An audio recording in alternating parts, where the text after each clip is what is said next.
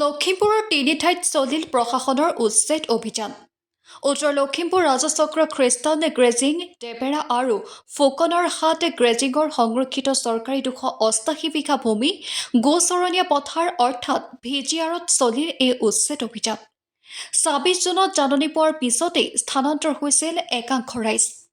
ঘৰ-দুৱাৰ ভাঙি টালি টোপোলা বান্ধি চৰকাৰী ভূমি এৰিছিল বেদখলকাৰীয়ে। আজি লখিমপুৰৰ খ্ৰীষ্টান গ্ৰেজিং ডেবেৰা আৰু ফুকনৰ হাট গ্ৰেজিঙৰ বসবাস কৰা 218টা পৰিয়ালৰ মাজত এই উচ্ছেদ চলায় প্ৰশাসনে। বিশাল আৰক্ষী বাহিনীৰ উপস্থিতিত এই উচ্ছেদ চলায়।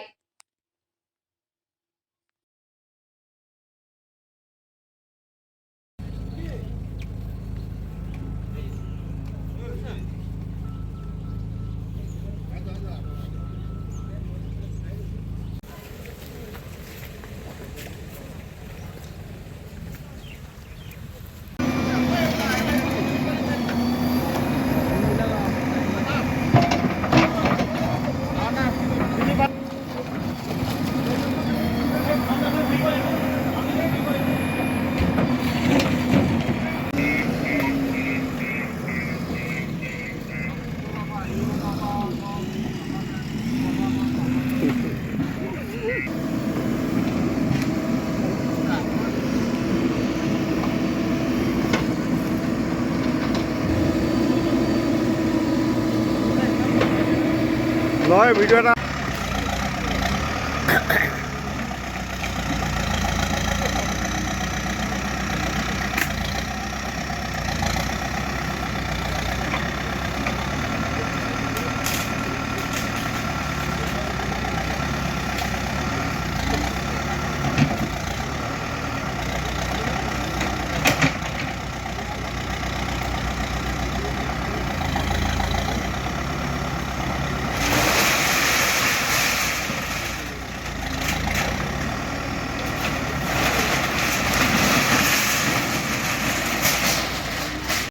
মেক্সিমাম বাঁহ গছ এইবিলাক যিসকল বেদখলকাৰী আছিলে তেওঁলোকে নিজেই কাটি লৈ গৈছে।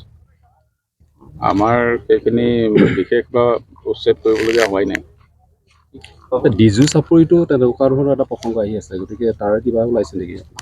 এতিয়ালৈকেতো কোনো ধৰণৰ হেৰি হোৱা নাই।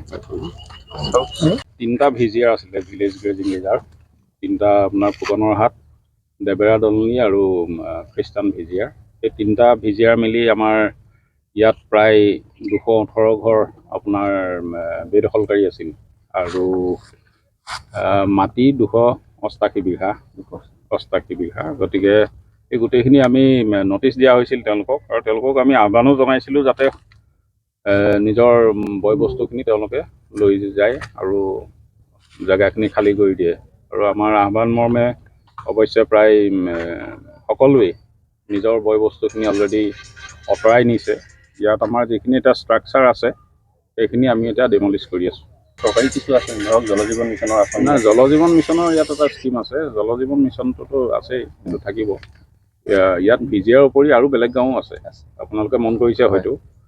গতিকে সেই গাঁওখিনিয়ে সেই তাৰ সুবিধাখিনি পাইছে। আমাৰ ইয়াত এখন হেৰিও আছে, পঞ্চায়তৰ এখন বজাৰো আছে। গতিকে সেই চৰকাৰী যিকেইটা বস্তু আছে সেইকেইটাতো থাকিব। বছৰ তেওঁলোকে বেদখল কৰি থকাৰতো কোনো ধৰণৰ আমি নথি আমাক তেওঁলোকে প্ৰডিউচ কৰা নাই। গতিকে সেইটো তেওঁলোকে কি ভিত্তিত কৰিছে সেইটো গম নাপাওঁ। তেওঁলোকে নথি পত্ৰ দেখাইছে? নথি পত্ৰ আমাক দেখুওৱা নাই। আমি তেওঁলোকক নটিচতো লিখিছিলোঁ, যদি তেওঁলোকৰ কিবা ক্লেইম আছে তেওঁলোকে নথি পত্ৰ আছে আমাক দিব পাৰে, কিন্তু তেওঁলোকে দিব নোৱাৰিলে। কাৰণ আমাৰ নটিচ পিৰিয়ড শেষ হ'ল 29 তাৰিখে। তাৰপিছতো আমি দুদিন তেওঁলোকক আমি দিছোঁ। আজি 3 তাৰিখ, প্ৰায় 3 দিন তেওঁলোকে পাইছে। গতিকে কোনো ধৰণৰ আমাক তেওঁলোকে নথি পত্ৰও দাখিল কৰা নাই। আৰু এই সময়ছোৱাত অৱশ্যে তেওঁলোকে নিজৰ বয় বস্তুখিনি নিজে লৈ গৈছে।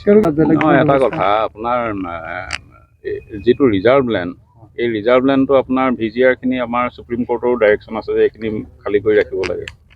গতিকে তেওঁলোকে বেদখল কৰাটো আচলতে উচিত নাছিল। এইটো আমি পৰৱৰ্তী সময়ত দেখা যাব।